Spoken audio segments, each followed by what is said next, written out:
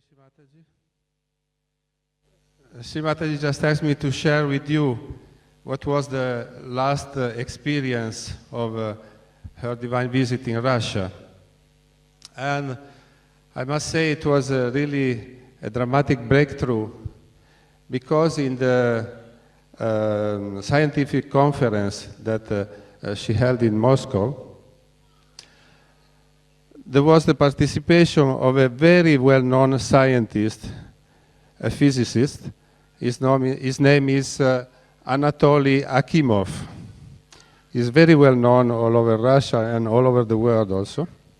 And he came with a theory, and he's been studying this theory for a few years, which is based on the vacuum body, and he studied something like the torsion field. And he could explain in a very clear way, in a very scientific way, the vibration that Shrimataji is emitting. So at the beginning he was studying some yogis which were meditating, and he could notice that they were emitting vibrations.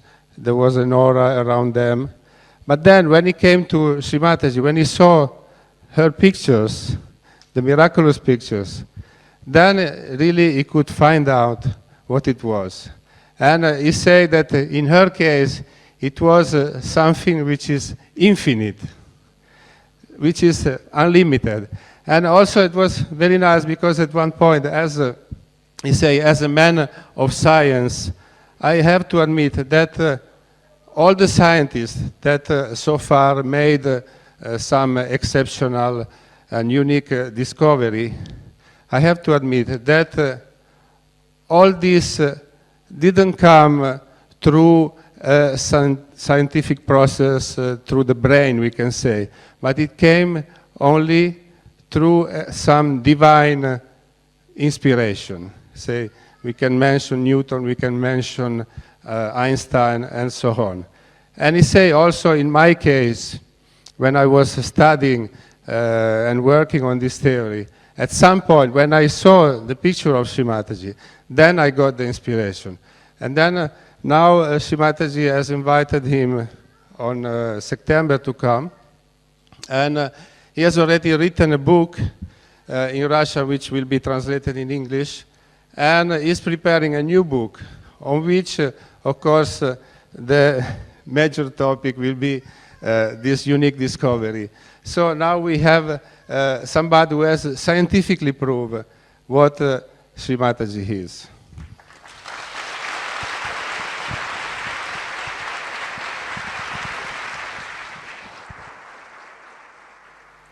In Russia,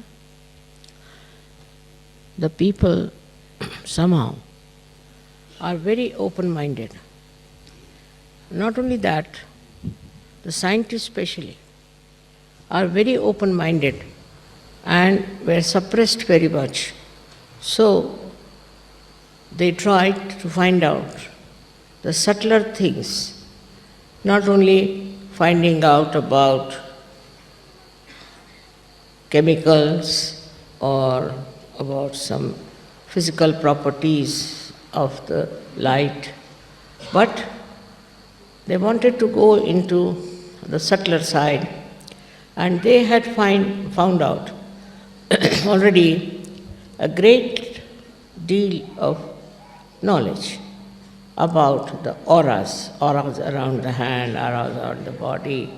They had done so much of research and was accepted all over the world, their findings. Now this gentleman was a specialist, I think, because he's a very well-known, very well-known person, and he's holding a very big position. He was saying that he has to run 150 organizations. Very humble and very nice person.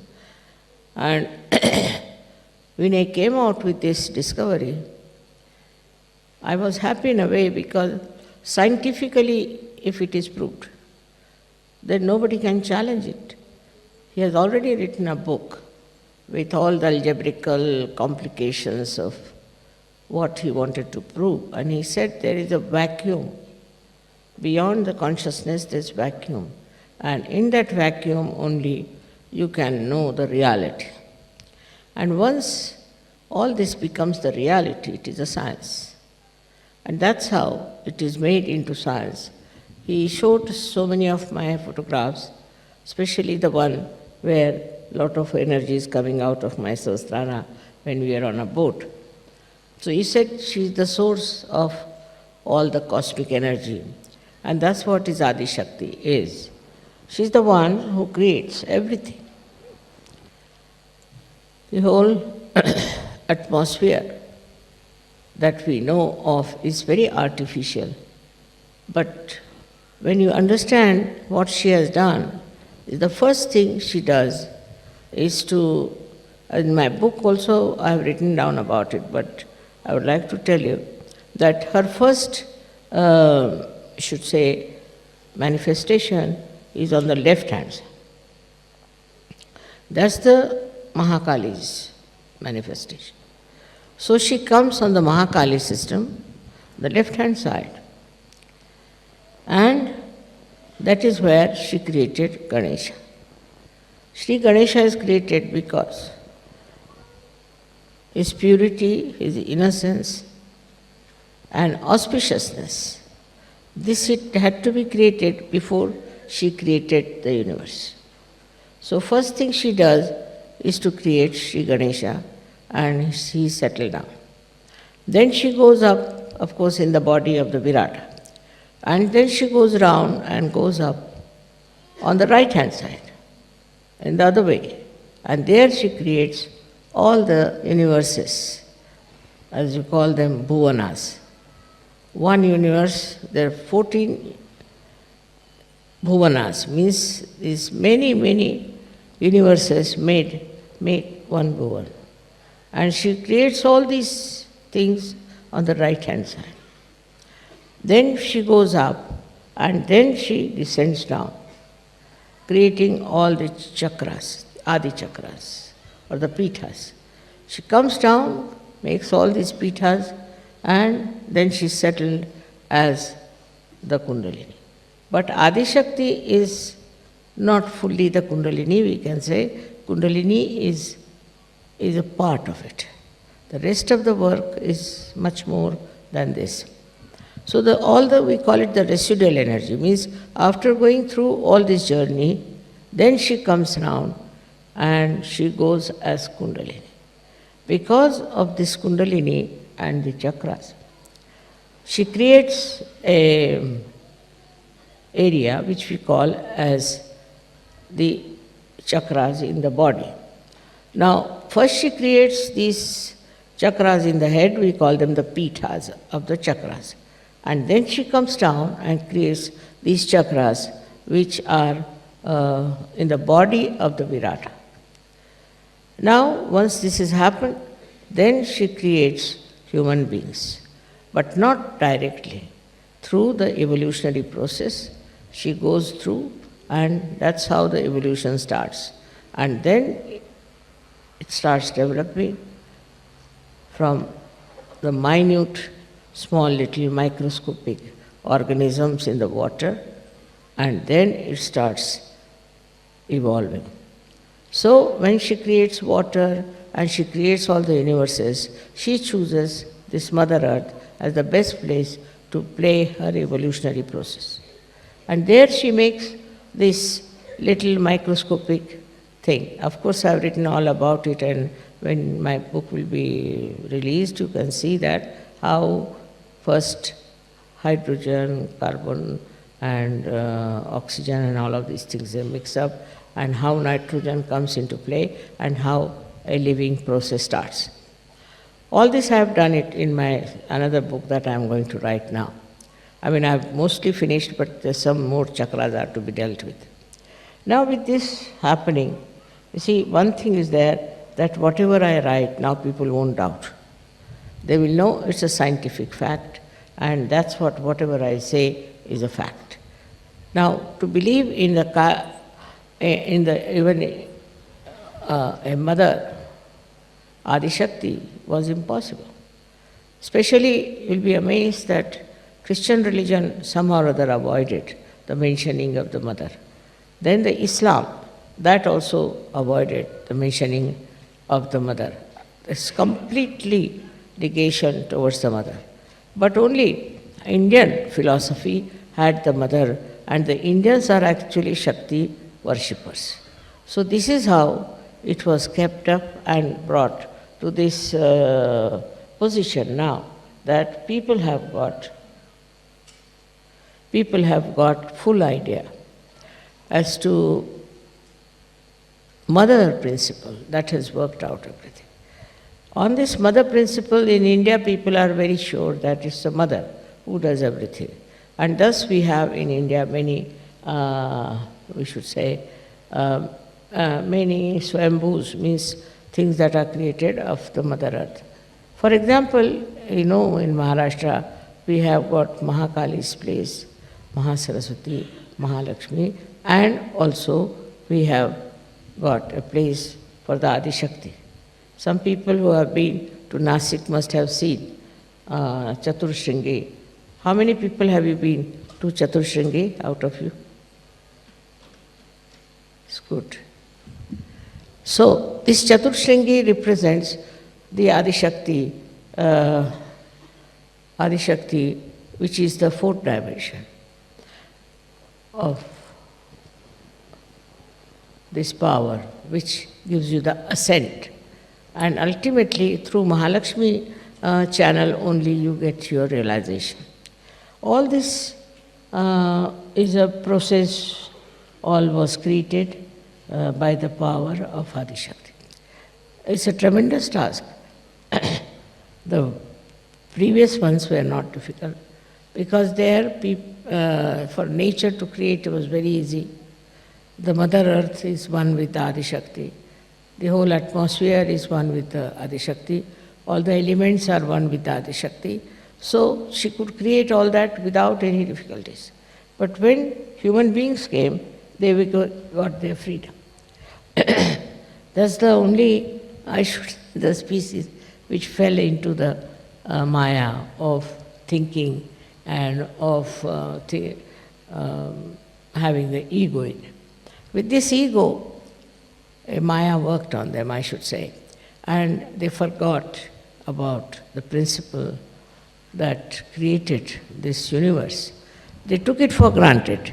They felt that this is their own right, that they are there, this is their own achievement, and they are the owners of everything. This started working in their mind so much that they invaded other countries, they destroyed so many people, and they never felt bad about it. All their lives they have been thinking about aggressing others, controlling others, and doing all kinds of harmful things. But they never even thought or never did any introspection to see that what we are doing is very, very wrong and it should not be done. Because of the freedom they have, such a turmoil in this world, and the people who were in charge of affairs, they were very, very cruel and extremely had no feelings for the other people. And this happened so many times on this earth. Now, Sahaja Yoga has started. Once Sahaja Yoga has started, we have Sahaja Yogis who are now receiving the blessings of the Adi Shakti directly. But still, I must say, among Sahaja Yogis also, we don't have people whom I would call as very well mature. They are Sahaja Yogis, some of them are just because it's a fashion. Maybe it should be better from their angle or from their selfish angle or whatever it is. It's a very wrong thing. If you are in Sahaja Yoga, you must know now you are responsible for the whole world. You are the only people who have come forward. You are the only people who have achieved something. And then at this juncture, you should behave in a manner that behoves a big saint or a realized soul. But sometimes you find them behaving in such a manner, it's shocking sometimes. They have no respect for themselves or for others, and their whole attitude is very funny. Some of them are money oriented, some of them are power oriented. And those who are power oriented are more dangerous, I think, than money oriented. Because those who are power oriented try to bring such bad name to Sahaja. They are very insulting, dominating, and horrible people. Their whole attitude is to achieve power in Sahaja. And they try all tricks to achieve that power. But for some time, they'll look all right. After some time, we'll find they'll all disappear from the field of Sahaja. It's a very big cleansing process going on. You must understand that you have come in the field of very high consciousness, where you are in contact with the divine. Now here, if you behave like ordinary people who have no divinity within them, how long will you continue like this? So this is very important that you should try to meditate and evolve yourselves and become really very good Sahajogis. In some places we are very, very lucky. In some countries we are very, very lucky. But in some countries I find the people are just deaf and dumb. They can't understand Sahaja. For my program they do come, and afterwards just they disappear. This one, I think, is also, Sahajogis are responsible for this. The way they go about, the way they want to do Sahaj work is not Sahaj. Must be something definitely wrong with the whole thing, and that's why it's not working out the same way as it is working out in many places. So I have to tell you that all this is there, that Adi Shakti is there, and all this has happened through Adi Shakti. But now, the further work has to be done through you people, because you are the channels, you are the one who have to transform people. Now everybody should understand and know how many people we have given realization. We have to think about it. What have we done for Sahaja? Once I was traveling by plane and I met a lady who was sitting next to me. She was so hot, I couldn't understand. Then she told me she is a disciple of a guru. Very proud of it. And she started telling me all about him and things. I was amazed that look at this woman, she hasn't got anything from him. And she was just saying, I have given so much money to him, I have done this thing to him and all those things. But she had nothing. And despite that, she was talking to me, a stranger person, about the Guru. But in Sahaja Yoga, I have seen people are rather shy. They don't want to talk about Sahaja Yoga openly to others, which is a very wrong thing you are doing, because you are responsible for this. You have been given realization, of course you are seeking, everything is all right.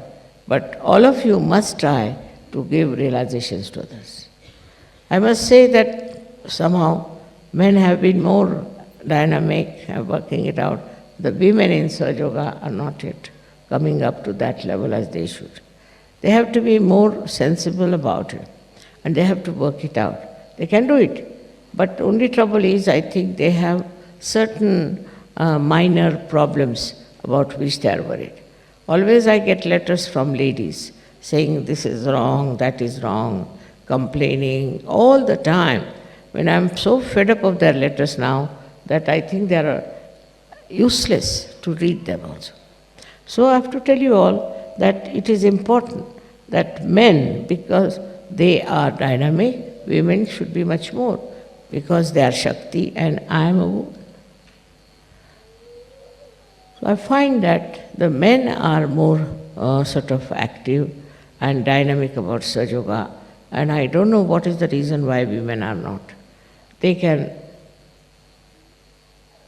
transform so many people. They can do so much good to others. They can bring so much love and compassion, because this love and compassion is the quality of a mother, of a woman. And if the women don't have that quality, it's useless to be a woman. All the time if you are busy about your useless things like fashions or faces and all that, then the time is all wasted. You have a short time now, you got your realization, and you must decide what have you done so far, what have you achieved for so far. But I would say that also in Sahaja Yoga I found there are all kinds of funny ideas going in. Like certain rituals they'll take up, then they prescribe certain rituals, they'll talk about it. And kind of a power orientation is there. They want to oppress others and they want to take over and frighten people and behave in such a manner that as if they are very good. Some of them start saying that Mataji said so. This is Mataji's ideas. By their own power orientation, they manufacture things and talk like that. But ask them, how many have you given realization? The first thing is, you must determine his positivity, how many you have given realization. He's just talking about others, criticizing others, talking about the defects of Sahaja Yoga, seeing in the Sahaja Yoga, is, I would say, is still a very preliminary things that have happened before, and it should stop. Now, as it is, once this book is out, all over the world, it will be known about our work. We will be not challenged anymore.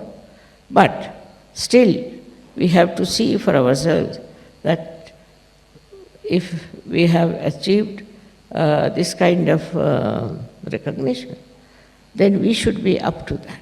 Our capability should be up to that. We should not be lagging behind. For example, if you ask some Sahaja Yogis, especially Sahaja Yoginis, they don't know much about Sahaja Yoga. They don't know about chakras. They don't know anything about the deities. Nothing they know. How can they be Sahaja Yogis?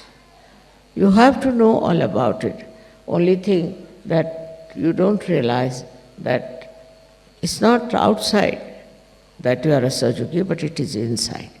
Inside you have to have that kind of an understanding of the chakras and of Sahaja Yoga, how it works, how it helps. Now, supposing if I am the source of that energy, which you know very well I am, then you achieve yours also a kind of a perfection about dealing with people and bringing them to Sahaja Yoga. It's a very important work you have to do, is to bring Sahaja Yogis in Sahaja Yoga. What I find that some people are very much still lagging behind, and it's very surprising that they live in that country, they are part and parcel of that country, and they are not bothered. Under these circumstances, they'll be blamed that why didn't you find out the ways and methods of convincing at least your countrymen. So Sahaja Yoga at the brink of growth cannot grow only with one country, two countries. All the countries have to be brought into Sahaja Yoga. All the people that we could call into Sahaja Yoga will be a very good idea. And then we have books to convince people, we have to talk to them about it. But what I find about Sahaja Yoga is that once they start spreading Sahaja Yoga also, their ego comes up. And this thing, they are very great Sahaja Yogis, they are great leaders. All this kind of stupid ideas walk into their heads, which is wrong. You have to just think in a very humble manner. The more you have, the more you become humble. Like a tree, when laden with fruits, bends down.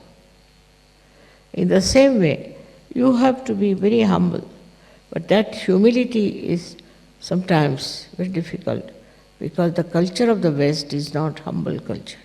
It's a culture of aggression, culture of domination. So far they think because of domination they could go all over the world, they could achieve so many things. What have they achieved? Nothing. In their own countries, if you see, there's drug addiction. Why should people take to drugs so much? Then all kinds of sinful things they do, which I don't want to mention, but you know what they are doing, which in India, which is a poorer country, one cannot even think of. Such things are happening around you. So find out what's wrong, where, and how you can correct these things, if you can help them. Actually now, as I told you, I am going to start some sort of organizations that will do good to human beings. But you all can join also. You can also start in your own countries something like that. But first, you have to get rid of your ego. See, that once happens to you, then only your attention would be steady. And this ego is very simple for you, because you worship Christ. And the Christ is the one who was settled on the Agya Chakra. You all worship Christ, but that humility of Christ is not there. Just the opposite of it. It has happened everywhere, that whatever is preached in the religion, people did just the opposite of it. For example, Hindu religion, I would say Hindu philosophy, is that in everybody resides the spirit. Now, in everybody, if there is spirit, then how can you have different caste systems? And how can you have somebody higher and low? Other way around, now Christ has said that you have to forgive. Forgive everyone, and you have to humble down. And that's what one finds, that among Christians, they don't know humility. They have no idea of humility. Men are like that, women are like that, and the men and women then go on fighting. There's no question of anybody being humble, peaceful, and all that. So it's very artificially they are showing off that they are very philanthropist and all that. But inside in their heart, I don't find there is any love, there is any compassion in the real sense of the word. So when we are dealing with reality, we have to know that we cannot just go on doing things which are artificial, which are befooling others. But we have to really become that. Once you become that, when you are really like that, then only you have done the job for which you are born at this juncture of blossom times. Otherwise, you could have been born earlier and could have been something different. But you are specially born, so you realize your value, realize yourself what you are, and try to understand, have self-respect, and try to do things which are very important as Sahaja Yoga. Of course, you are doing a job, you are doing other things, but you will be amazed if you do work of Sahaja Yoga. You will find more time for everything. Once you start doing God's work, God does your work. And that's how you will be amazed how you get so much time to do the right thing. Now it is for you to go back and introspect. See for yourself. Now the Adishakti herself has come. But I am very simple. I am very simple to look at. In my behavior, I am very, very humble, and people take me for granted. I don't do anything. I don't want to punish you. I don't want to do anything in it. But you yourself get punished. You yourself become useless if you do not look after yourself and grow yourself. This finding is so great, and this man had never known me before. He is very learned, but he is very humble. And what he told me that, just imagine I am sitting before the creator of this world, and still I am very normal. So I said, what should happen to you? What do you think? She said, Mother, it's a big thing to realize that I am sitting before you and that you are here. I said, it's good that you don't feel my presence so oppressive or so dominating. I'm very happy. So he says, I just feel the love, I just feel the compassion. That's what it is. We have to know that we should have just love and compassion. Compassion and love for ourselves in the way that we should not harm anybody's heart. To say something, to hurt someone is very sinful. But some people enjoy that very much. They think they are very clever. It's not so. When you talk to someone, you must say something which is very soothing and good. Another thing is the temper of a person, is a temper that the slightest thing here and there they get into tempers. Now this has to be told, this temper, that you keep quiet. I have nothing to do with you. That is one thing. Then there are people who are very subtly, I should say, power-oriented, very subtle. They have tricks and trades by which they know how to control others. What are you going to gain out of it? What is your gain? By doing all these things, what will happen? In these worldly things, you might be little bit popular, little bit having a position or something. But what is it after all? That is not going to help you. What is going to help you the most is to make yourself a perfect channel for Sahaja, to be a perfect channel. In that, you will be amazed how you will be helped. So I would say for you people who are in the West, I would say, you must develop humility. It's very important. I was surprised in Russia itself. The people are not only humble, but such dedication, unbelievable. They don't even raise their eyes to me. I don't know how they got this idea. This is not after the discovery, but even before that. They were so nice and so humble and so full of love. And even the children brought me small presents, just to give me so sweetly. This was something surprising, how these people in Russia have achieved that capability to become. And I think in the West, Russia is the country which will achieve a very great height in spirituality. And that means they will be the most powerful people. Let us see what you are doing in your own country and how you are going to work it out. See, there's so many things you can do very easily if you see for yourself that you are the instrument of the divine. And then your temperament will change, your nature will change, you'll become a very, very sweet person, likable person, and everybody will think that this is a saint walking around. So that's all I have to say about this. Whatever is the discovery is not a discovery for me, but discovery for the whole world. And I'm sure once it is established and is exposed to the whole world, things will change for you and for me also. May God bless you.